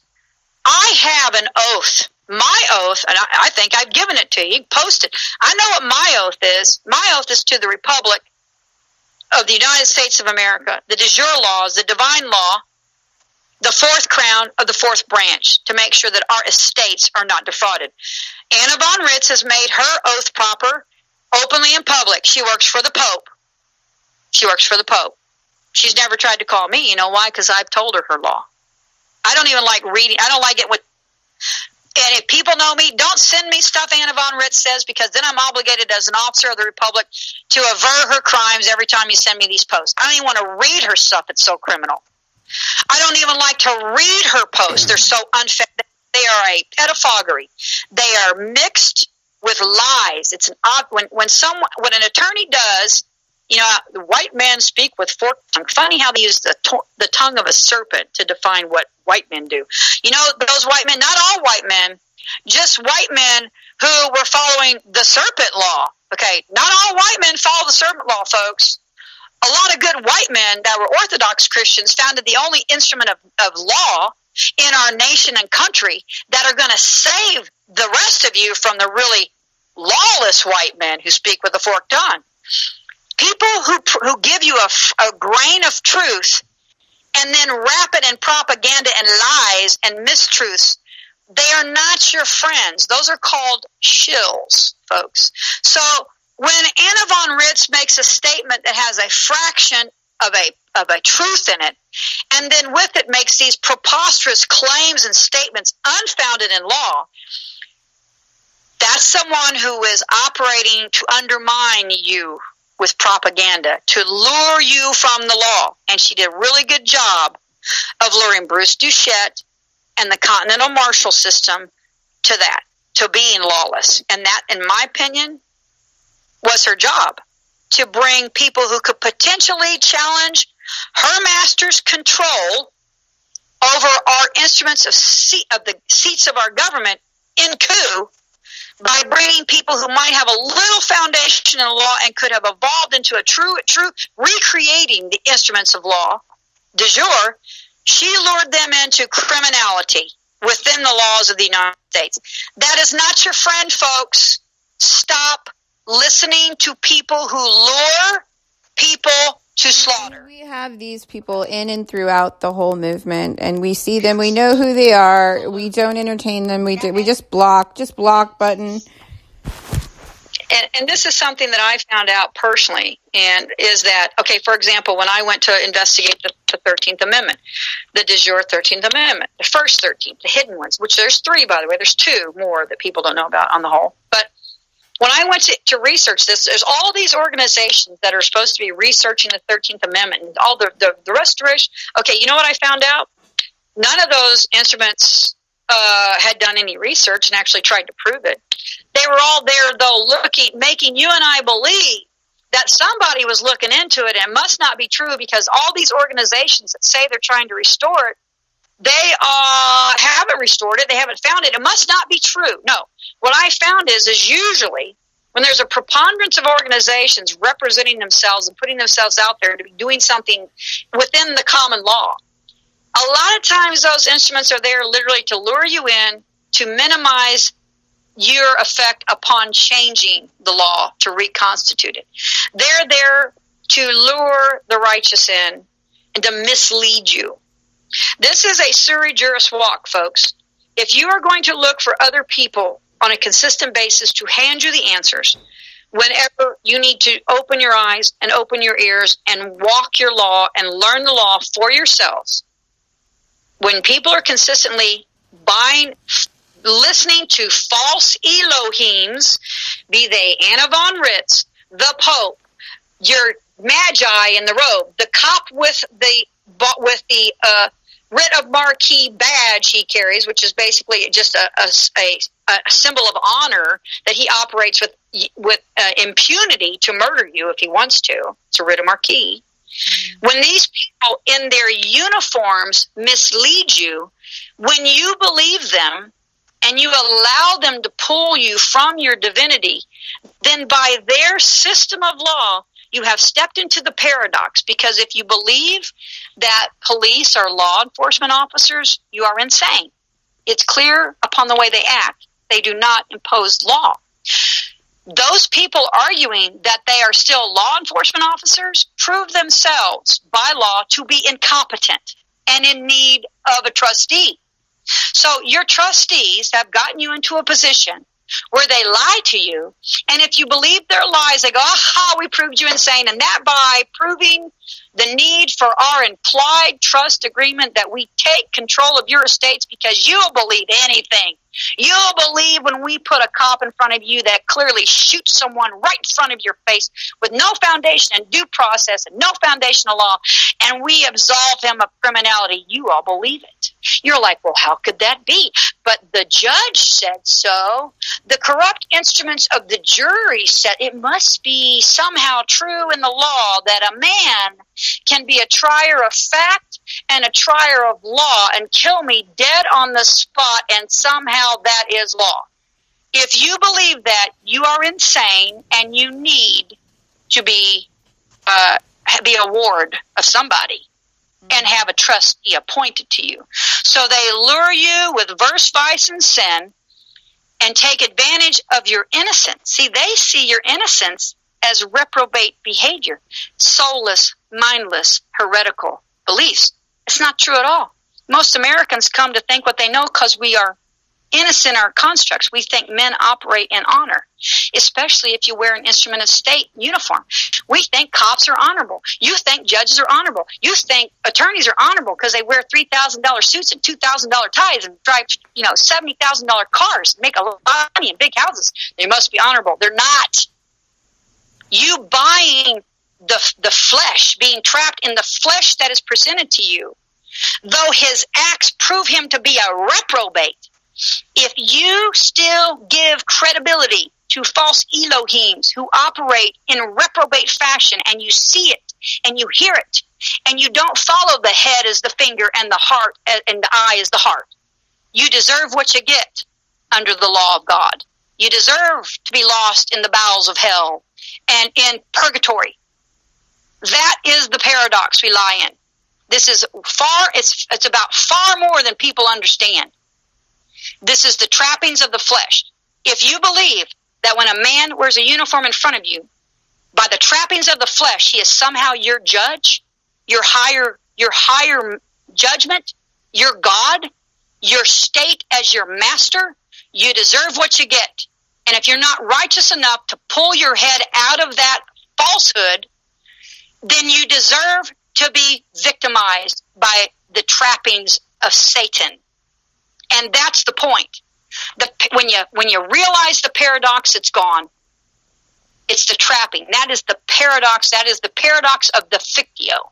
So you people, anybody who is running to these Elohims and don't do the due diligence to understand the concepts of law by your own research and walking the law yourself, you shall find yourself in perpetuity of purgatory. Your children will be enslaved unless we break this system down. You will be enslaved, and you will be subjected to Baal worshiping and Babylonian slave trade. Okay, they want to do that, that's fine. They're not going to do it with my trust. They're not going to do it in the name of my mothers, grandmothers, and grandfathers. They're not going to do it in the name of my royal blood inheritance that is established in the monarchical systems of Europe. They're not going to do it anymore and call it law. So everyone needs to align themselves on what law is. When a cop kills someone on the street when he didn't need to, and he wastes a precious life that God gave somebody, he's a reprobate. He's a reprobate. I don't know if people know how serious this is. I mean, we have Harvey Weinstein. He could be sentenced to prison for 20 years, is it? I don't know how much. He got himself life, from what I understand he did. But he's probably going to cop to and sing like a songbird. Harvey Weinstein's name is probably on that server in Texas, you know. I mean, what I'm going to tell you to people who are in the system, if I were you, I would run to the feds and start fessing up, because there's going to come a point in time they don't need your testimony no more, and you're not going to get a pass, okay? Because the dominoes are falling. Just like this stuff with the people, they're saying that these people in Mexico are basically trying to traffic children over the border, which is a crime. And now they're saying, oh, but scientists have said that when you separate children from their parents, it's a horrible tort. Okay, so we're going to have this argument for these people that we don't even know if the babies they're bringing to the border are theirs. But this argument is not a viable argument when it comes to the poor children of America being stolen from their families in probate under the auspices of CPS and Title IV. Okay, so you're going to bring an argument for an insurgent force coming in with babies in tow and say it's really bad when you take their babies from these people that we don't know who you aren't documented, we don't know they're your kids. And we're going to argue it's really bad when you take babies from their parents. Really? Like we didn't know that. Like we didn't. So the argument can be had for a person trying to enter our country unlawfully, but the argument is not a viable argument that needs to be broached on its face every time they steal a baby from their family unlawfully and unnecessarily to remove a child. The fact that they are unnecessarily, willfully and wantonly, in gross fashion, removing children from the care and custody of the family that they were born to by God's grant and taken from the care and custody of those people that those children know, inclusive of their brothers and sisters. There are in my son's case, he has a sister, a half-sister, who is in therapy because of what they did to her brother. She doesn't know where he is. This doesn't just affect the child you did it to directly. It affects all children and affects the whole family. So we're going to have the conversation about immigrants bringing children, trying to traffic children into the country unlawfully, which is a crime. You have to prove it's your kid, right? We have to wait for DNA test, right? I bet you're going to find out some of these kids don't belong to the people trafficking them, right? Oh, that's a horrible thing to remove those kids from those quote parents. But you can march into a court every day, any country, in any county, in this country, in any county in this country, and watch them do it to the poor, the disenfranchised, those incarcerated, be they lawfully incarcerated or not. They're taking babies from families every day by the signature of a judge who has no authority in the law or jurisdiction over the child. The child's never waived his foreign state immunity. That judge has no lawful jurisdiction over that baby whatsoever. The baby never agreed to be part of his nation, his state, and he definitely did not agree to be a commoditized instrument as a thing. They do it every day to Americans. And no one's discussing the harm it's doing to the American society and the American family and the American children. So all you liberals that are all disgusted with what's happening to the babies on the border, that ain't nothing. that 1,000 kids or whatever it is that are missing, multiply that by 10 or 100 or 1,000, and that's what they've done to American babies. So, that's the thing about law, and that's where law finds itself bound by the maxims of philosophy. In philosophy, what is on one side of the if and the then is equitable on the other. In maxims of law, it goes both ways. An if then is a then if. They work both ways. If this, then that.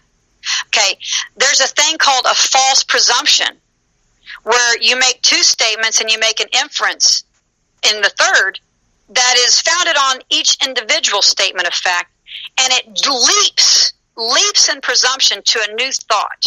Okay, and that's what these people are doing in law. They are bringing false arguments in law that do not flow backward and forward. So if it's bad for an immigrant baby being brought across the border, potentially by criminals, unlawfully, to be separated from their, quote, family, it's a horrible thing. Science has proven it damages the psyche of the child and interferes with this and that. If it's a sociological fact that children deprived of their parents, their mother and father in ages such as 3, when my son was stolen, if that's damaging to the psyche of a child for an immigrant, then how are they allowed to do it willfully and wantonly outside the statutes, never having to prove a cause of action for the American children? That's what maxims and equity of law. If it's good for the immigrant baby, then an American baby has the same equity and protections under the law. There is no distinction between the child born in Mexico and the child born in Louisiana by our law. They all have equity, and the law is supposed to shield them from states of men oppressing despotism and tyranny and slavery and peonage upon them. That is the law. That is the law. And it's not an you can't argue that. There's no argument in that statement. So I have to, and there is no interpretation. I'm so sorry, but I have to start wrapping it up because I agree. And we've come really full circle in this, in that the law is the law, folks. It doesn't matter what Sessions wants to happen in the law. The law mandates him to file charges against Hillary Clinton and Obama and Comey. That's what the law tells him to do. Well, when I see them arrest Podesta, I know we've made some huge progress. Well, if you arrest the fixer, that's a big domino, because that's what he was. He was a fixer. He was the dirty dude.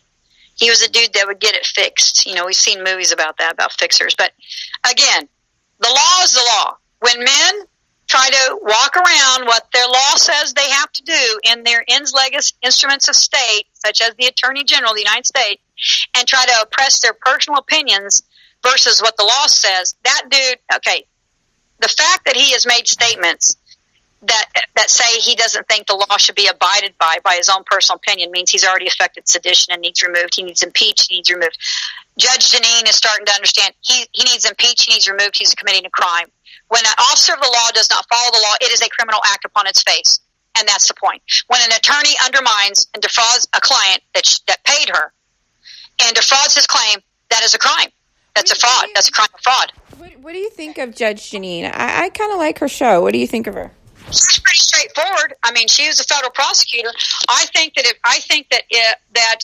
she is an attorney that if she knew the totality of the design, the divine design and evolution of our law, I think that she's on point on most things. There's another judge, I can't think of his name right now. He used to be on Fox. He's a good guy too. I'm going to tell you that Judge Judy, Judge Napolitano. And mind you, they still get paid to do what they're doing. They're still getting paid for the knowledge of the law, so they're in a way still sophists. But they are actually saying to you, look, when Judge Janine says Jeff Sessions needs impeached, that's a nice way of saying he should be in chains and arrested by the military. If the Congress won't impeach him, and he's allowed to continue with his seditious behavior, if someone files a complaint against him of valid standing, the military should go arrest him. We have Justice Ginsburg. We have Justice Ginsburg that wrote a whole brief on pro-pedophilia. I understand. I don't even want to discuss that woman. That woman is, anybody who's a constitutionalist and worked within the same circles as Obama is definitely of a questionable character. That's what I'm going to tell you. So, but even still, and I don't know her personally. I've read some of her stuff, and she is just she's off the chain in her perceptions of. And again, she's one of those people that was presented to us as a constitutionalist. She is far from a constitutionalist. Mm-hmm. She is from maybe fascism, But so again, you have a shill in my mind that was put forth to the American people as a constitutionalist attorney. No, she's an attorney who learned how to argue and have torn the Constitution, which is not even possible because the law is the law. The Constitution is written upon its face to mean what it means. Unalienable means unalienable. There's no interpretation. Okay, we have a guest in the chat room, Lotus, and I need to interject. Her son is in jail. Another inmate is trying to extort money from us. Wanted me to deposit money in an account of fellow inmate, aged 21, is charged with murder, gang-related crime, and has $5 million bail. Okay. Why would they want her to pay? What is it that they're trying to black her? She doesn't need to disclose that. What I would do is if that was delivered to them by a JPay email address, I would notify the FBI immediately. I would notify the warden of the prison immediately, and I would notify the governor, and I would notify the Department of Corrections of that state, and have that. Security. That's a crime. That's a federal felony. It's actually definitely a federal felony because they're using this is how stupid even inmates are of their criminality. They're sitting here using a JPay service, I'm sure, which is how they delivered it, which is a log, everything you do on JPay and everything you do with a JPay recorder, which has a camera and a microphone built into it, by the way. Even though you don't have access to being able to record things, it does have a microphone and a camera built into it. And they can record and photograph and film anything that you're doing when you carry your little JP5 and 4s around. Everything they're doing in those prisons are monitored. So it's not a hard case to prove. I would call the warden and say you're concerned about the safety of your... Here's the worst part about it. You know what they're going to do? They're going to put her son in solitary to protect him from the gang activity. Well, that's why you need to call the FBI and get him moved from that prison, and you hold you make the people who are responsible for the safety and security of her son as their ward. He's their ward when he's in their prison, and to hold them to their duty to protect him from frauds and abuses by another inmate. Okay, so it's clear to me that the FBI should be investigated because they clearly have criminal conspiracy going on in that prison in gang activity that warden's clearly not taking control of and care of. So, me personally, if I had a family member that was being threatened by gang activity and families were being extorted, yeah, there would be some FBI people in that prison pretty sweet. If the FBI are doing their jobs right, I'd call the federal marshals. I'd call anybody. I just want to say a prayer.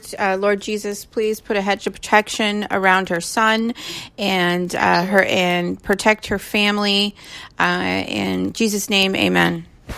Okay. Yes, and I would do everything. But again, God helps those who help themselves.